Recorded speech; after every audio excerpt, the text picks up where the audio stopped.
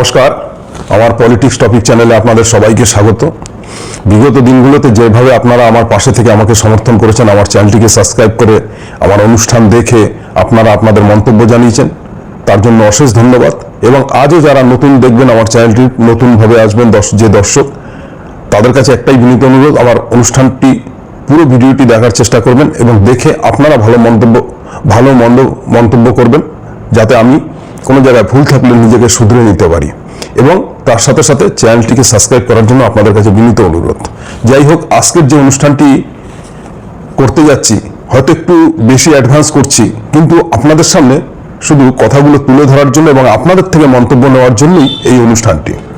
কেননা যারা রাজনৈতিক সচেতন তারা সারা দেশের খবরই রাখে, শুধু বাঙালি হয়ে পশ্চিমবঙ্গের খবর রাখবেন আর পুরো দেশের খবর রাখবেন তা তো হয় না।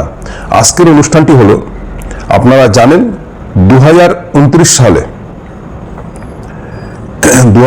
সালে পার্লামেন্ট ইলেকশন, লোকসভার ইলেকশন, সেখানে মোদী সরকারের পতন হতে যাচ্ছে। কি প্রশ্ন রাখলাম আপনাদের কাছে, অনুষ্ঠানটি এবার পুরো দেখুন।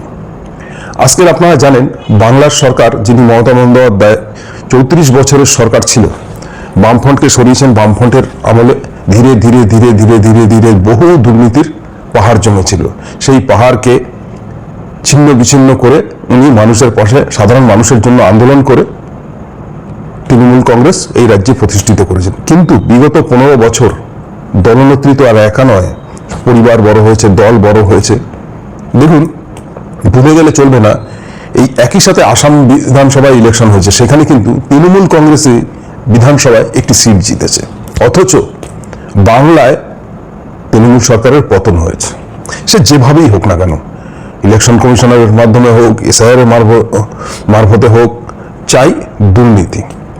বিজেপির এজেন্ডা ছিল কি? তৃণমূলের দুর্নীতি এবং অপশাসন, নানা রকম চাকরি দুর্নীতি থেকে শুরু করে অনেক দুর্নীতি তারা মানুষের সামনে তুলে ধরে এই সরকারের পতন ঘটিয়েছিল তৃণমূল সরকারে, এটা মেনে নিতে হবে। তাহলে দীর্ঘ 12 বছর রান করছে মোদী সরকার, 15 বছর অতিক্রম করবে। এই 15 বছর পরে মোদী সরকার কি দিল্লিতে আবার প্রতিষ্ঠিত হবে? তার কি সম্ভাবনা আছে? এবার কিছু নমুনা আপনাদের সামনে তুলে ধরি। সবাই রাজনৈতিক সচেতন না, এরকমের ব্যাপার নয়।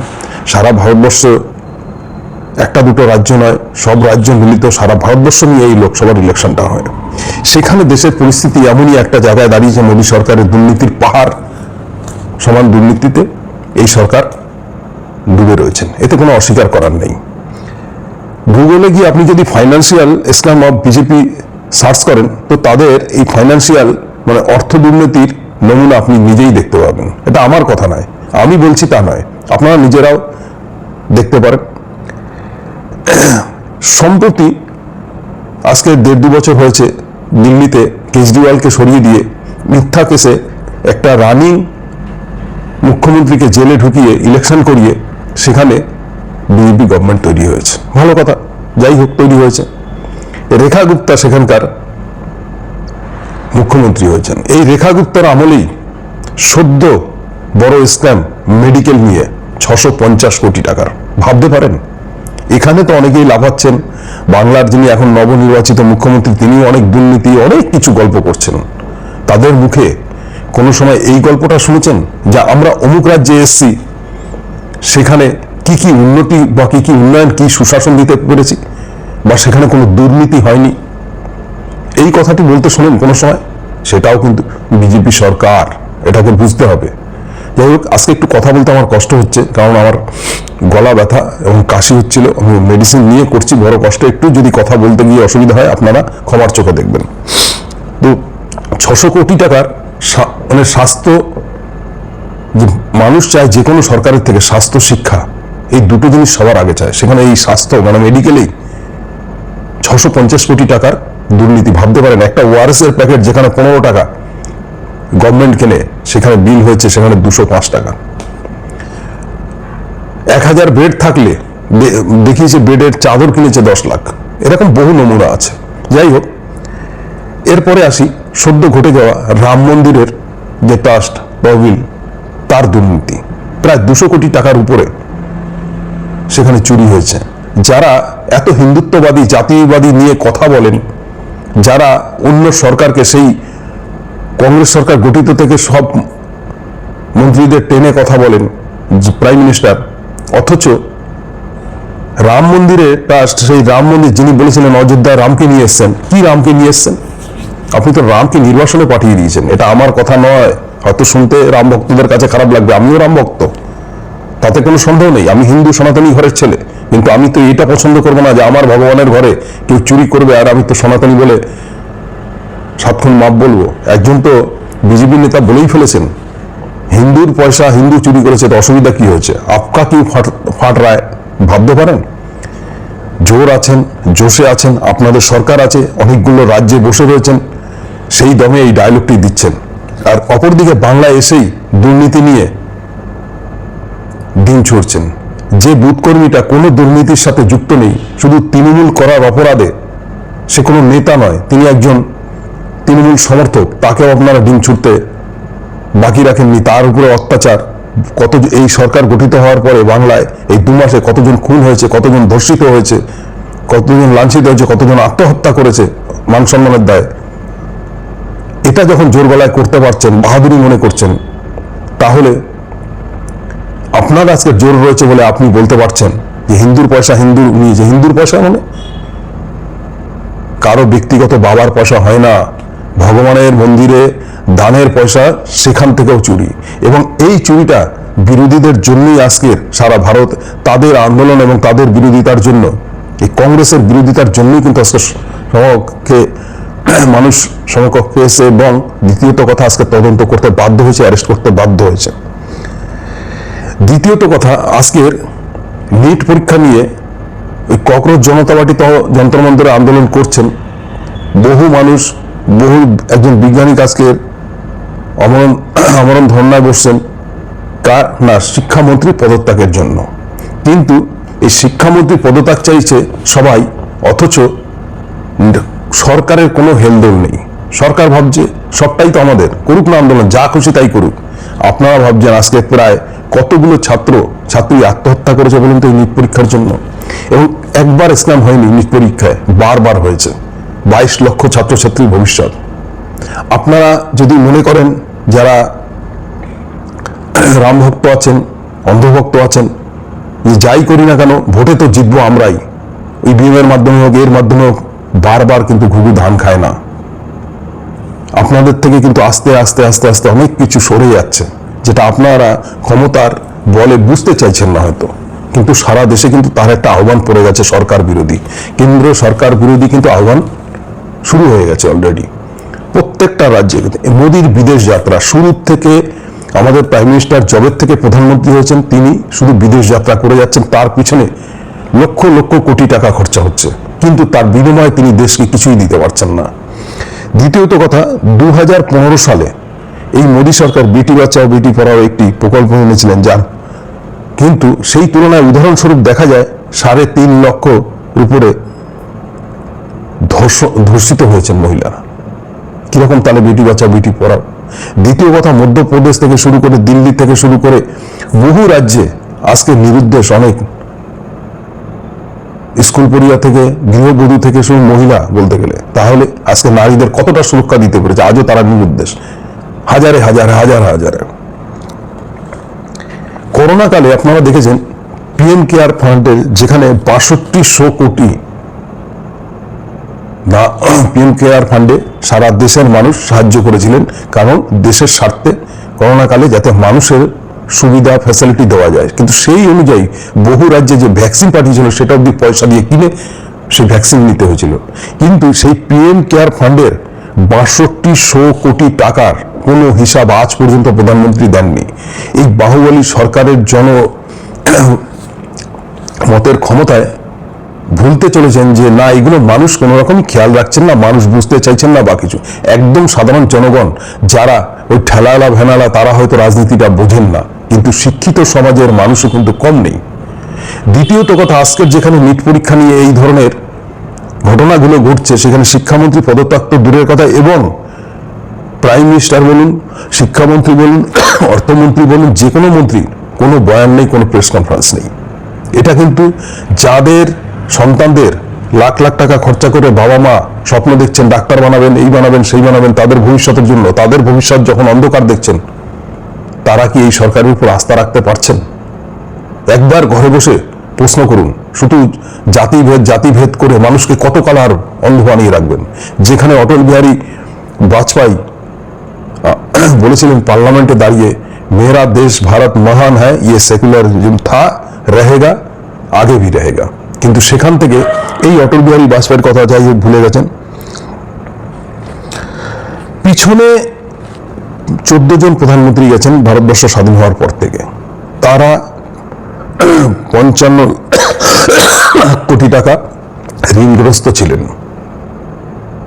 14 জন প্রাইম মিনিস্টার মিলে। আর আমাদের দেশের যে 12 বছরের প্রধানমন্ত্রী বর্তমানে নরেন্দ্র মোদী, তিনি তাদের সবাইকে ছাপিয়ে, ওই 14 জন প্রধানমন্ত্রীকে ছাপিয়ে গেছেন।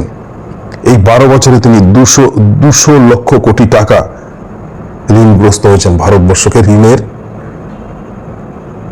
বস্তা মাথায় চাপিয়ে দিয়েছেন। ভাবতে পারেন একবার, এতগুলো প্রধানমন্ত্রী কোথায় 55 লাখ কোটি, আর উনি একা হচ্ছে গিয়ে 200 লাখ কোটি। শিক্ষা ব্যবস্থায় খরচ করে ভারতবর্ষ কত নম্বরে আছেন জানেন? ভারতবর্ষ 144 নম্বরে।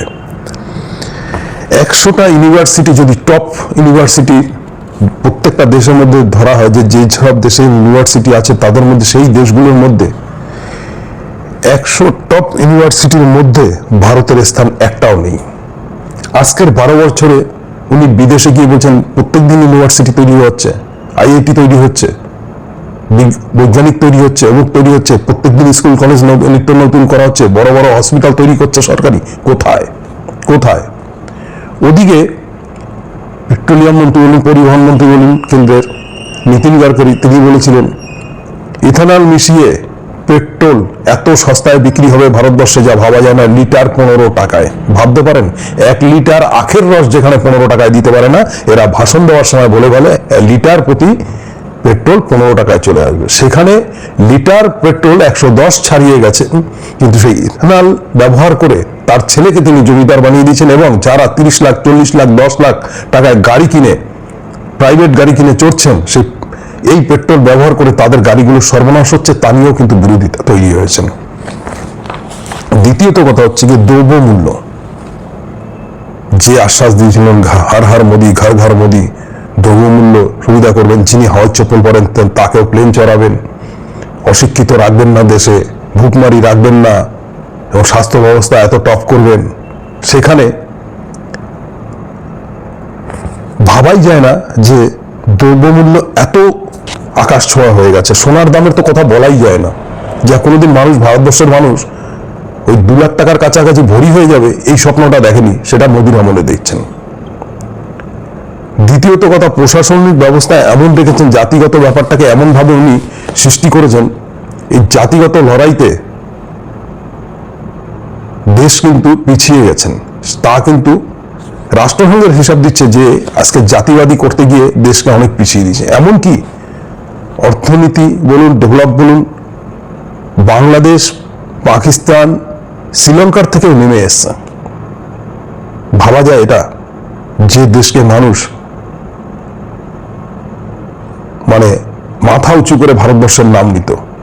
দ্বিতীয়ত কথা, এই যে অ্যাপস্টিন ফাইলের গল্পটা একেবারে অতি সাধারণভাবে নিলে চলবে না। এই অ্যাপস্টিন ফাইল কিন্তু মানুষ খেয়েছেন, ভারতবর্ষের মানুষ কিন্তু এটা খেয়েছেন। যদি না হতো তাহলে ওই পাকিস্তানের বিরুদ্ধে আমরা যুদ্ধ করব আর সিজফায়ার করে দেবেন ডোনাল্ড ট্রাম্প। আবার ডোনাল্ড ট্রাম্প ওখান থেকে প্রেস কনফারেন্স করে বলবেন যুদ্ধ তো আমি থামিয়ে দিয়েছি। দ্বিতীয়ত কথা, বলবেন 10 মিনিটে আমি মোদিজির রাজনীতি ভবিষ্যৎ নষ্ট করে দিতে পারি আমি চাইলে, অথচ মোদিজি কোনো উত্তর থাকবে না। 56 ইঞ্চি ছাতি বিশ্বগুরু কি এইভাবে হয়? এবং প্রত্যেকটা দপ্তরে দুর্নীতি, প্রত্যেকটা রাজ্যে দুর্নীতি। দ্বিতীয়ত কথা, আজকে যারা বাংলার বুকে ভেবেছিলেন একদম হিন্দুত্ব সরকার, হিন্দু সরকার, এই যে গল্পটা তোলে হিন্দুত্ববাদী নিয়ে, এই যে গল্পটা সম্পূর্ণ ওনাদের দলের ক্ষেত্রে, যেহেতু এখানে ভারতবর্ষের 70% হিন্দুর বসবাস, তাই এই পথটা বেছে নিয়েছেন, সেটা কিন্তু পরিষ্কার হয়ে গেছেন। যারা রাম মন্দিরের ট্রাস্টের পয়সা রাখতে পারেন না ঠিক মতন, সেখানে পর্যন্ত চুরি হয়ে যায়, তারা হিন্দুত্বর জন্য বা হিন্দুবাদীদের জন্য কি করেছেন? জঙ্গি হামলা লেগেই রয়েছে, এবং হিন্দুদের কোনো রকম এক্সট্রা ফ্যাসিলিটি বা কোনো সুবিধা আলাদা করে নতুন করে এই সরকার গঠন হওয়ার পরে সারা দেশব্যাপী কোনো নমুনা পায়নি। আর একটা কথা, সেটা হচ্ছে সব থেকে ভয়ঙ্কর, যতগুলো শরিক দল আছে বিজেপির, এই বিজেপি গভর্নমেন্টের সাথে যারাই টাচে থাকছেন সেই শরিক দলকেই গিলে খাচ্ছেন, এটা কিন্তু পরিষ্কার হয়ে গেছে। অজিত পাওয়ারকে ভাঙিয়ে নিয়ে তার দলকে শেষ করার চেষ্টা করেছে, একনাথ শিন্ডেকে ভাঙিয়ে নিয়ে শিবসেনা ধ্বংস করছেন, বিহারে নীতিশ কুমারের সাথে থেকে নীতিশ কুমারের পার্টি সর্বনাশ করে তাকে রাজ্যসভায় পাঠিয়ে মুখ্যমন্ত্রীত্বের থেকেই সরিয়ে দিয়েছেন, এবং আজকের বিহারের যা দুর্দশা, চাকরি নেই, কাজ নেই, বাজ নেই, সরকারি মায়না দিতে পারছে না, আর নতুন করে স্কুল বা শিক্ষা তো অনেক দূরের স্বপ্ন, সেখানে দূর অবস্থা মানুষের চলে এসছে।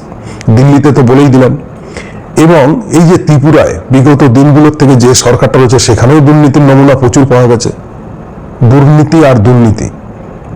এছাড়া সুনীতির ফলে ভারতবর্ষ এগিয়েছে, ছাতি ঠুকে এরকম কিছু বলার জায়গা কিন্তু নেই। এটা কিন্তু সারা ভারতবর্ষের মানুষ দেখছে, এবং প্রত্যেকটা রাজ্যে এই যারা বলেছিলেন বছরে 2 কোটি চাকরি, সেই সরকারের বিরুদ্ধে চাকরি, কর্মসংস্থান এবং এই বুলডেজারের বিরুদ্ধে করা, আজকে ক্ষমতার জোরে বুলডেজার সব জায়গায় চালাচ্ছেন, বাংলায় চালিয়েছেন, সারা ভারতবর্ষ চালিয়েছেন, দিল্লিতেও চালিয়েছেন, সেখানে মন্দির, মসজিদ, গির্জা সবই ভেঙেছেন, এবং হিন্দুদেরই রুটি রোজগার চলে গেছে। এই হলো অবস্থায় এই দীর্ঘ 15 বছর ধরে তিলে তিলে তিলে তিলে চারিদিকে প্রত্যেকটা রাজ্যে কিন্তু মোদী বিরোধী শোরগোল উঠে গেছে। মোদীর সেই কারিশমা, এবং মোদীজি বলতে মানুষ যে পাগল, যে উন্মাদ ছিলেন, সেটা কিন্তু ধীরে ধীরে ধীরে ধীরে বিনাশ হতে চলেছেন। কেননা মোদীজির থেকে না কোনোদিন দেখেছেন প্রেসের সামনে এসে কোনো কথা বলেছেন। মণিপুরের অবস্থা আজকের আপনারা সবাই জানেন। আগামী দিনে 5টা রাজ্যে ইলেকশন রয়েছেন, এবং এক্সট্রা কিছু পাওয়া বাংলার বুকেও দেখেছে মানুষ, এক্সট্রা কিছু নেই, শুধু জাতিগত বিবাদ আর হিংসা ছড়ানো ছাড়া কিছুই নেই। যে অযোধ্যায় রাম মন্দির করেছেন, সেই রাম মন্দির করাকালীন সেখানে লোকসভার সিটটি হেরে গেছেন। এবার যা কাণ্ড ঘটেছেন, সেই ট্রাস্টের পয়সা রাম মন্দিরের, সেখানে জেতার আশা করা যায় কি আপনারাই বলবেন। এবং আমি যে যুক্তিগুলো দেখালাম, এবং বিজেপির ভিতরে আর একটা কথা রয়েছে, প্রত্যেকটা জায়গাতে একটা লবি এবং একটা সরকারের দুটো গ্রুপ, এটা কিন্তু যথারীতি তৈরি হয়ে রয়েছে।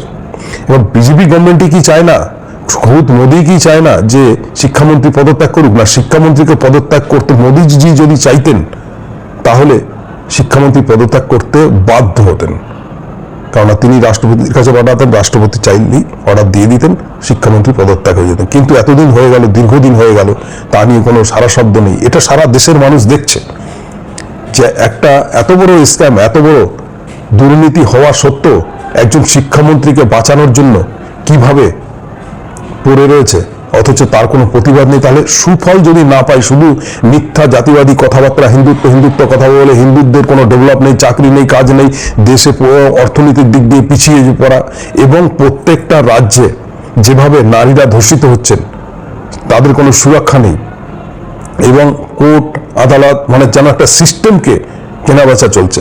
এইবারে বলবেন, সর্বশেষ কথা যেটা বলতে চাচ্ছি, যে তাহলে আগামী দিনে নেতা কে হবে? আপনারা যা পাপ্পু পাপ্পু বলে এসছেন, সেই রাহুল গান্ধী কিন্তু আজকের আর পাপ্পু নেই। তিনি কিন্তু উচ্চ শিক্ষিত এবং একটি বিশাল আকারে রাজনৈতিক পরিবারের থেকে উঠে আসা এবং দক্ষ একজন রাজনীতিবিদ তৈরি হয়েছেন। তিনি বলেছেন আর্থিক সুনামি আসছেন, বলে আসছেন, অলরেডি শুরু হয়ে গেছেন, এবং এই বিদেশ যাত্রার ফলে, বিদেশ নীতির ফলে ইসরায়েল এর পাশে দাঁড়িয়ে যে হলো কাণ্ডগুলো বিগত দিনগুলোতে ঘটে গেছে, একের পর এক অ্যাডভান্স বলে এসছেন রাহুল গান্ধী। করোনা কাল সম্বন্ধে উনি বলেছিলেন, সেটাও ঘটেছে। রাহুল গান্ধী যা বলছেন তা কিন্তু অক্ষরে অক্ষরে মিলে যাচ্ছেন, অ্যাডভান্স বলছেন। এবং দ্বিতীয়ত কথা, রাহুল গান্ধী কিন্তু বিনা ঝান্ডায় প্রত্যেকটা সারা দেশ ঘুরে শিক্ষিত সমাজের সাথে তিনি কথা বলছেন, তাতে কিন্তু তার ব্যাপক সাড়া পাচ্ছেন। এবং তার বক্তব্যের যে ধরন, তাতে কিন্তু দেশবাসী আশ্বাস পাচ্ছে, তার প্রতি বিশ্বাস জন্মিয়েছে।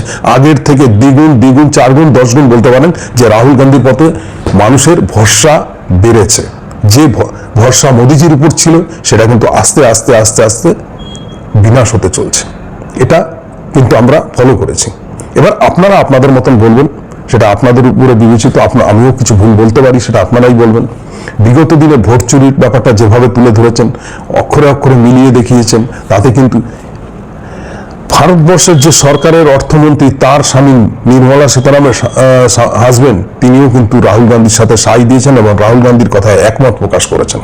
এটা মানতে হবে। এরকম বহু তথ্য আছে যে এই পিছিয়ে যেভাবে আজকের 12 বছরে দেশ অনেক এগিয়ে যাওয়ার কথা, সেখান থেকে যেভাবে ধস নামছে একের পর এক দুর্নীতিতে, এবং এই যে মোদি ঘনিষ্ঠরা দেশের অর্থ নিয়ে বিদেশ চলে যাচ্ছেন, এবং সব থেকে বড় কথা, যে মোদিজি প্রতিশ্রুতি দিয়েছিলেন যে সুইস ব্যাংক থেকে কালো টাকা উদ্ধার করে দেশবাসীর মধ্যে ছড়িয়ে দেবেন, সেখানে দেখা গেছে 2014 সালে সুইস ব্যাংকে ভারতীয়দের যা টাকা ছিল তার 10 গুণ বেড়ে গেছেন। এরকম বহু তথ্য রয়েছে। এবার আপনাদের বিচার্য, আপনারা বিচার করবেন যে কথাগুলো সঠিক কিনা। এবং প্রত্যেকটা রাজ্যে যেভাবে দল ভাঙিয়ে নেতা কেনা, জাতিবাদী কথা বলছেন, আজকে যেরকম বাংলায় তৃণমূলকে ভেঙে তছনছ করে সেই তৃণমূলের মুসলিম নেতা যাদের নামে দুর্নীতির কারখানা খুলে দিয়েছেন আপনারাই, অথচ সেই দুর্নীতিগ্রস্ত নেতাদেরকে মমতা বন্দ্যোপাধ্যায় থেকে ভাঙিয়ে এনে আপনাদেরকে সাপোর্ট চাইছেন। মানুষ কিন্তু, শিক্ষিত সমাজের মানুষ এই রাজনীতিটা বুঝতে পারছে। কারণ আপনারা জানেন ইতিপূর্বে, যদি এই যে 20-22 জন যে সাংসদ বাইরের থেকে এই সরকারটাকে সাপোর্ট দিচ্ছে, তার জন্য বিল পাস করতে সুবিধা হবে এবং এদেরকে দরকার আছে। না হলে এই মুহূর্তে 27-এ বিশেষ করে দিল্লির সরকার হয়তো পড়ে যেত। একনাথ শিন্দে থেকে শুরু করে, নীতিশ কুমারের পার্টি থেকে শুরু করে এবং চন্দ্রবাবু নাইডু থেকে শুরু করে এই সরকারের প্রতি সমর্থন তুলে নিত, যেটা রাহুল গান্ধী বলেছিলেন হুবহু মিলে। তো জোড়া তাপিয়ে আঠা দিয়ে এবং রাষ্ট্র শক্তিকে প্রয়োগ করে যেভাবে সরকার বাঁচিয়ে চলছে, মানুষের সেই যে জোয়ার, মানুষের যে আবেগ, সেটা সেই জায়গাটা কিন্তু সরকারের প্রতি থেকে আস্তে আস্তে আস্তে আস্তে ধীরে ধীরে খামতি হয়ে গেছে। এই খামতির প্রভাবে 2029 সালের মধ্যে যদি এই সব দিকগুলো ঠিক না করতে পারে, এই সরকার যদি আরো জড়িয়ে যান, তাহলে কিন্তু দেখা যাচ্ছে মোদী সরকারের পতন কোনো অসম্ভব ব্যাপার নয়। যাই হোক, আপনাদের উপর বাকি মন্তব্য রাখলাম। আপনারা কি বলছেন? জনগণই জনার্দন। শুধু আমরা আমাদের অ্যানালাইসিস করে চারিদিকের খবর নিয়ে যেটা আপনাদের সামনে তুলে ধরলাম, হয়তো একমত নাও হতে পারে, ভুলও হতে পারে, আপনাদের ধারণা সঠিক হতে পারে। আপনারা আপনাদের মতন মন্তব্য করে জানান যে কতটা আগামী দিনে রাহুল গান্ধী প্রযোজ্য নেতা হতে চলেছেন, না আবার মোদী সরকারই আসবেন, না যা হচ্ছে সবটাই ঠিক হচ্ছে। আপনাদের কমেন্ট এর মাধ্যমেই সেটা বুঝতে পারবো, জানতে পারবো। আপনারা কমেন্ট করবেন, সেই আশায় থাকবো। জয় হিন্দ।